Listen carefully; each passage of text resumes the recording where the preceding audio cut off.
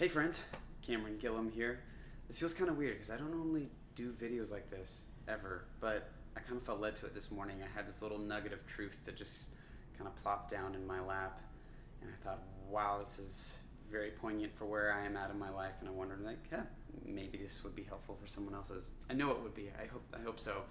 Anyways, if you're like me and you grew up in the church, we've heard the story of the 10 lepers that Jesus heals by telling them to go show themselves to the priests, and they go and are healed, and the one returns and comes back. And I feel like I've heard that preached on a million times, and something just kind of new hit me today, or maybe it's an old truth and it just hit me in a fresh way because of a place that I'm at. But I just want to share real quick. It said, now on his way to Jerusalem, Jesus traveled among the border between Samaria and Galilee. As he was going to the village, 10 men had leprosy. They met him. They stood at a distance and called out in a loud voice, Jesus, Master, have pity on us. It's interesting, standing at a distance, they felt like they couldn't even be close. Like they didn't deserve to have an intimacy shared in proximity. And when he saw them, and he said, go show yourselves to the priests. Kind of a weird thing to say, I felt like, instead of like, oh, you're healed and all your worries are good. Like, thank you, your faith has, you're just like, go show yourselves to the priests. And I think, like, in my head, I'm wondering how many of them are like, we've already shown ourselves to the priests. We know we have leprosy. That's why we were cast out of the city. And it's like, what do you mean show ourselves to the very people that threw us out on the streets because we weren't considered clean enough to be a part of society? It's just an interesting place. Sometimes I feel I'll hear a truth or get a word, and that's exactly how I feel. I'm like, okay, God, obviously you don't understand my problem. Obviously you don't see my predicament. I've already tried this, and it hasn't worked. Um, so funny. Um, but crazy enough, it says, as they went. So apparently they're like, okay, I guess we'll try it again. Not like we have anything better to do. We'll go back to the city, to the priests, and show ourselves. And it says, as they went, they were cleansed. And I wonder, is it like this moment and they're halfway there and all of a sudden they're there, or like it starts this like gradual thing, like as they start obeying, slowly they feel their body healing and knitting itself back together each step they take further into obedience. And it's like, I just think like the first couple steps and I'm like, whoa, I started to feel better, that boil just went away. They take a couple more steps, and like by the end of it they're just like on an all-out sprint to show themselves to the priest as they feel better and they see their body being totally rejuvenated and healed. But it's interesting, that's the part that we always hear about.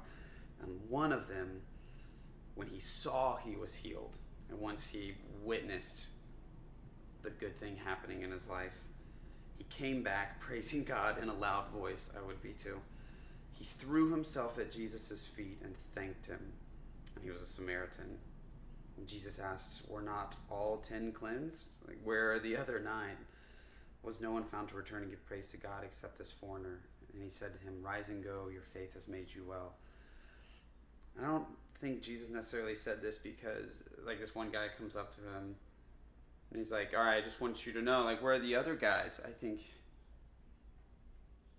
it's like a way of saying, like, I know that they're thankful, and I'm thankful that you're thankful, and that you're not so desperate to get back into that community that you're willing to forfeit a moment of praise and a moment of worship and a moment of thankfulness. And this was something that really impacted my life. I had just moved to LA a couple days, 2 weeks ago, and my third day here, I was trying to connect with some people, trying to take care of my body, go play ultimate frisbee, and I tore my hamstring like 15 minutes in. Haven't done that in 7 years, and it was a huge defeat. I was like, oh my gosh, this is going to set me so far back behind. I don't have a life set up here yet. I don't have transportation. Now I can like barely walk right now.